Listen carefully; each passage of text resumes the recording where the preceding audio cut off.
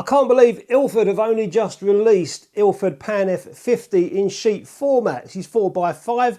They've already had for years Delta 100, FP4, HP5, even Ortho 80, but only recently they've released PAN F50. And there must be some technical machinery reason why they've only just released it. And I know that a lot of large format shooters are going to be very excited. And Ilford sent me some of their PAN F50 to play with, and I've already found out this low speed in large format can be a bit of a pain. So let's get straight on with it. We'll set the large format camera up indoors. We'll do some nice window light on some subjects and see how they come out.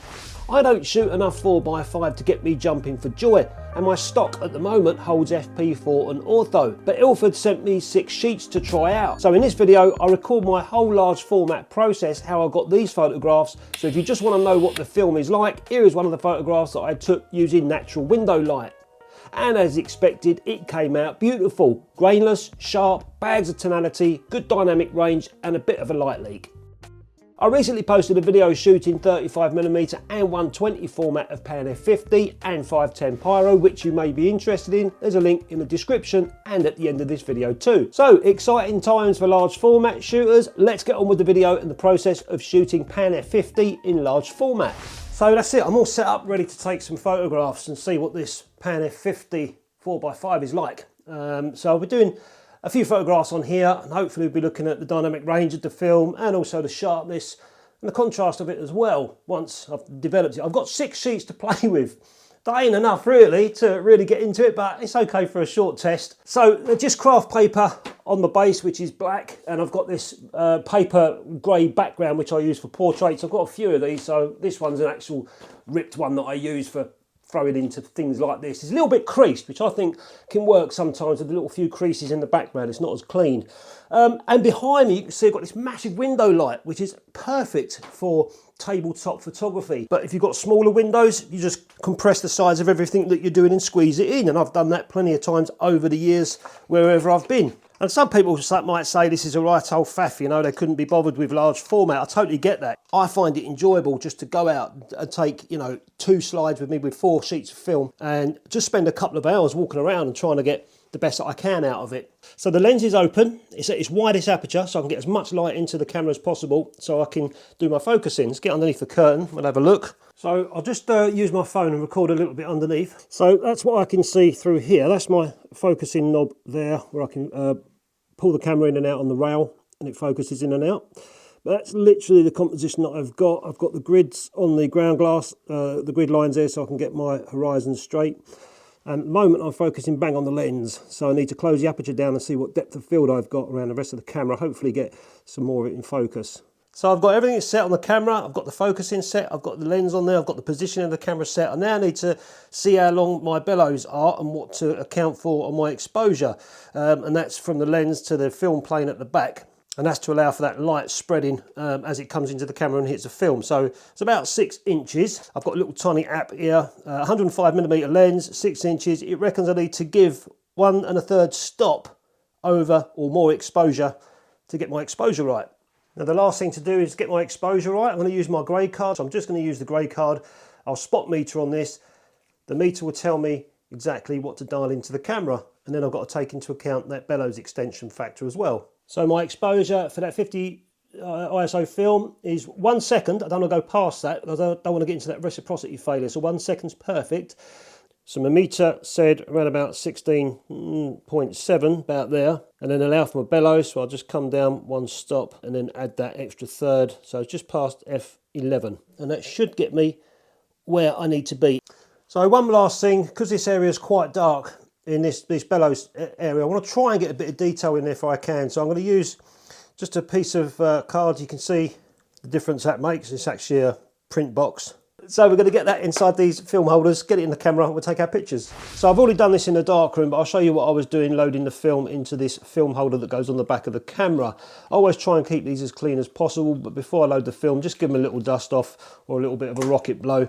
They're quite easy to load. So you've got this slide, you slide that out there, and then you've got your piece of film. Try and handle it by the side. You don't want to get all your fingerprints on the emulsion side.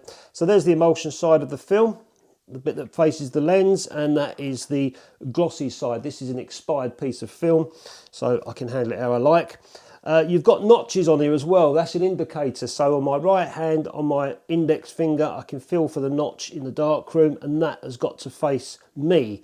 So I'll load that into the film holder like so. So that's facing my face. I know that's on the right hand side of the film holder, and it's going in, just slides in underneath these little grooves like so.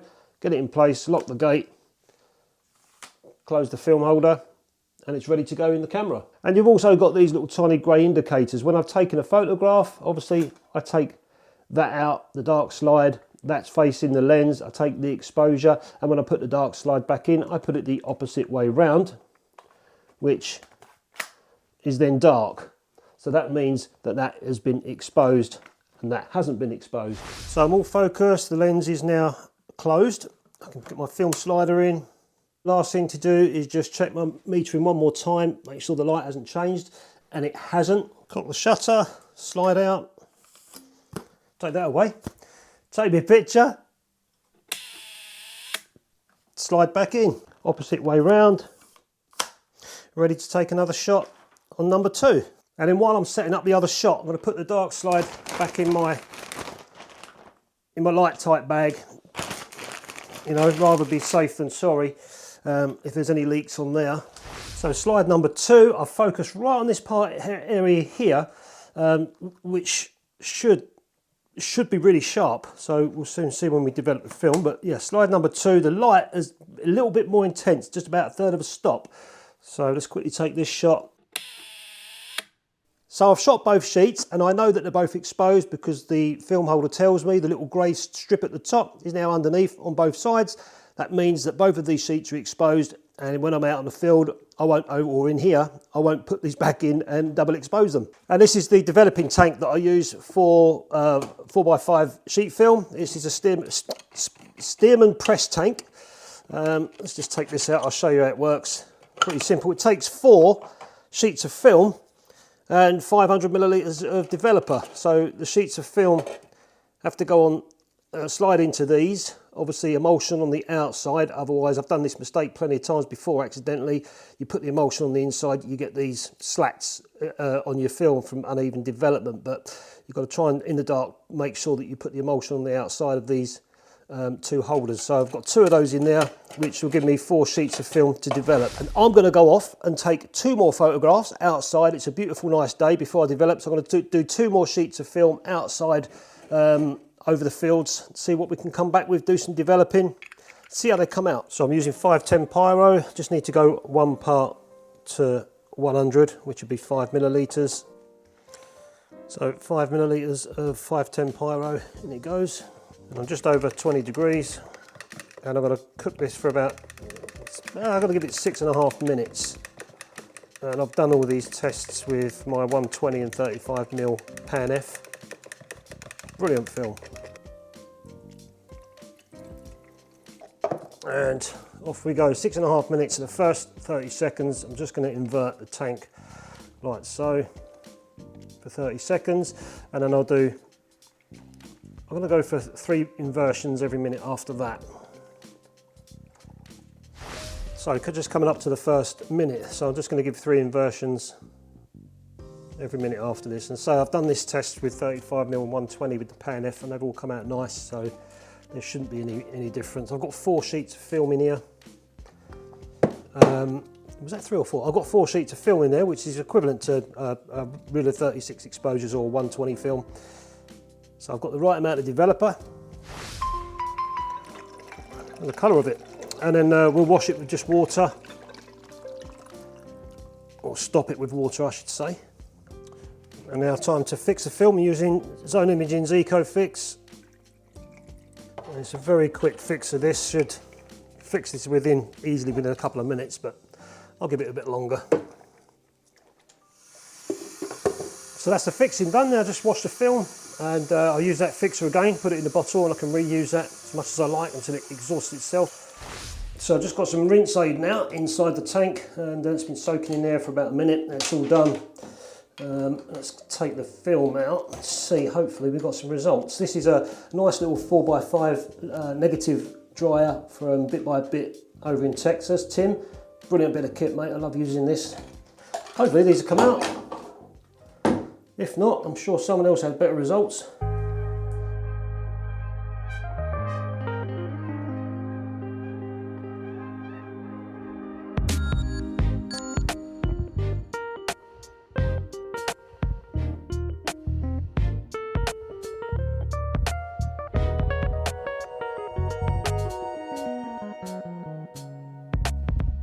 So they've come out perfect. I can already see I've got loads of detail on that highlight area there. I've got detail in the shadow area, slightly out of focus like I wanted on the back of the camera. And looking at the microphone, that's got bags of detail as well. The mesh looks really, really sharp. Until I scan these, I don't know how they're gonna look. If we look at the outdoor shots that I took, you know, as always, PAN F never disappoints. I've got all the detail in the clouds. I think the pyro stain has helped a little bit with the highlights here, but another shot that I took here, these were with the red filter on, orange filter, sorry. And you can see just bags of tonality all over the place. I've got my highlights, I've got my shadows. Let's get these scanned and we'll see what they look like. A new SFLAB downloadable ebook, ideal for the black and white beginner, or even if you're looking to improve your black and white photography. Packed with over 400 pages of black and white photographs and illustrations, information and know-how for getting the best from natural light photography and available light photography. All explained in an easy to understand ebook, which you can download on your phone, tablet or computer. And there's a link on how to download in the description of this video.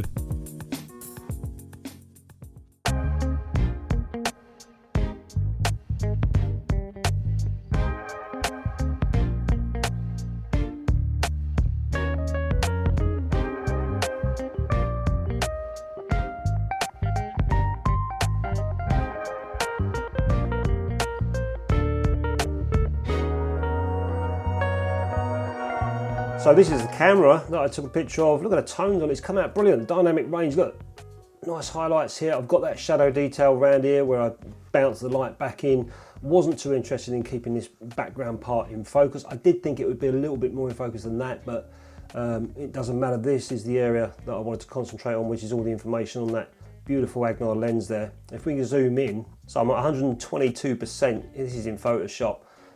Bags of detail. Let's go, as you would expect from 4x5. If I go in even more, 186%. I'm not going to go any closer than that. I don't need to because it'll start breaking up. But look at the sharpness and detail and all the words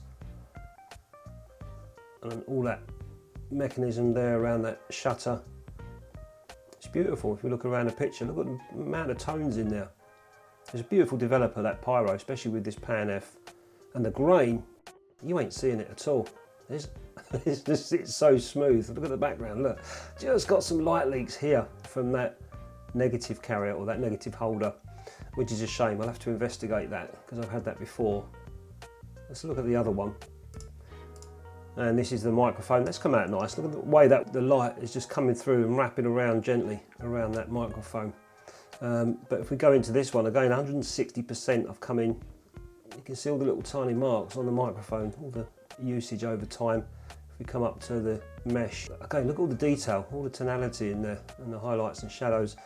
But the sharpness is, I mean, I'm zoomed in now 245% on Photoshop and it's still quite sharp. Pull back. But like I say, you would with 4x5, it's a huge negative for this sort of thing. So what's the downside to using this film? For me in particular, indoors against the window light, there wasn't enough light. So with large format, if you want to do that sort of tabletop photography and get everything in focus as you saw with the camera, you need to close the aperture down for the depth of field. Where I was at around f11, I was slightly out of focus, which I wanted to be, but not that much on the camera. Now the trouble is my shutter speed was my only saviour and I could have made longer exposures accounting for the reciprocity failure, maybe 6.5, 7.5 seconds. But the trouble with doing that with the window light, that light could change at any moment during that exposure. And if it does that, then my negatives are going to be ruined. So I didn't really want to go down that route. And with the microphone, that was fine because there wasn't much depth to it. So everything was in focus. But with the camera, there was a little bit more in the background going on. I couldn't quite get that as focused as I wanted. So that's one thing. This film needs bags of light with large format if you want to get smaller apertures. Other than that, I could have pushed the film and overdeveloped, but that was really going to just get everything punchy and too contrasty for what I wanted. So that wasn't an option. And I've got two more options left. One is either blast the whole scene with light, which I didn't really want to do because I prefer the natural window light, or I could have shifted the whole scene really close to the window, but that would have been awkward. I would have been really cramped up. I wouldn't have been able to get my photographs. Unfortunately, with those two landscapes that I shot with the orange filter, I messed my focusing up. It was slightly soft. I was focusing on the background, F22, and I think I just had the movements on the camera wrong. Otherwise, that gate should have been in focus. That was what I was aiming for.